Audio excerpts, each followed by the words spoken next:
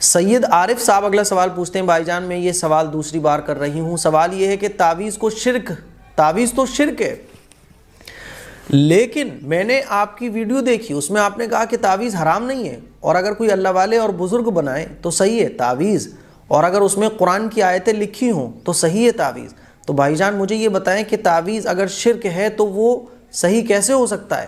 چاہے کوئی بھی بنائے وہ تو شرک ہی رہے گا۔ السلام علیکم، آج کی ویڈیو بہت ہی خاص ہے۔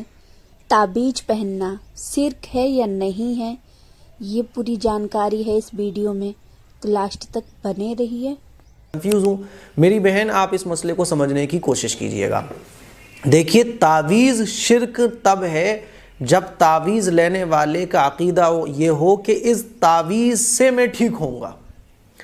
لیکن اگر کسی کا عقیدہ یہ ہے کہ یہ جو تعویذ میں لے رہا ہوں، اس تعویذ کے اندر جو قرآنی آیتیں لکھی ہوئی ہیں، ان آیتوں کے ذریعے اللہ تعالیٰ مجھے شفا دے گا، تو تعویذ شرک نہیں ہے۔ جیسے ہم لوگ ڈاکٹر سے دوا لے کر آتے ہیں تو ہمارا عقیدہ کیا ہوتا ہے کہ یہ جو دوا میں لے کے آ رہا ہوں، اس دوا کے ذریعے اللہ مجھے شفا دے گا۔ ہمارا عقیدہ کیا ہوتا ہے کہ اللہ شفا دے گا۔ لیکن اگر کوئی دوا اس نیت کے ساتھ کھا رہا ہے کہ اس دوا سے میں ٹھیک ہو جاؤں گا اور یہ دوا مجھے ٹھیک کرے گی، تو پھر یہ شرک ہو جاتا ہے۔ تو تعویذ شرک تب ہے جب اس کے اندر شرکیت چیزیں لکھی ہوں۔ اسی لیے میں نے کیا کہا تھا کہ اگر کوئی اللہ والے کوئی بزرگ کو تعویذ دیتے ہیں تو وہ اس کو لے سکتے ہیں، لیکن یاد رکھیں تعویذ لینا یہ توکل کے تھوڑا سا خلاف ہے۔ اگر کوئی شخص تعویذ نہیں لیتا ہے، قرآن مجید وہ پڑھنا جانتا ہے، قرآن مجید پڑھ رہا ہے، اللہ سے دعائیں کر رہا ہے، جس شخص کو قرآن مجید پڑھنا آتا ہے، جو دعائیں صبح شام کی پڑھ سکتا ہے اور نماز روزہ کر سکتا ہے، اس کو تعویذ کی کوئی ضرورت نہیں ہے۔ ہاں تعویذ کی ضرورت وہاں پڑتی ہے جیسے کوئی قرآن پڑھنا نہیں جانتا ہے، چھوٹے چھوٹے بچے ہوتے ہیں، یا بعض علاقوں میں لوگ بالکل ناواقف ہوتے ہیں دین سے، ان کو کچھ آتا ہی نہیں ہے، تو ان کو تعویذ دیا جا سکتا ہے۔ اچھا تعویذ دینے والا کوئی بزرگ کو میں نے یہ کیوں کہا تھا؟ کیونکہ بزرگ اور اللہ والے جو ہوتے ہیں وہ تعویذ کے اندر کوئی غلط چیز نہیں لکھیں گے، وہ قرآن کی آیتوں سے ہی تعویذ لکھیں گے۔ تو تعویذ کے اندر اگر قرآن کی آیتیں لکھی جا رہی ہیں، کوئی شرکیہ باتیں نہیں لکھی جا رہی ہیں، قرآن کی آیتیں اور آپ علیہ الصلوۃ والسلام سے جو منقول دعائیں وہ لکھی جا رہی ہیں، تو تعویذ جائز ہے۔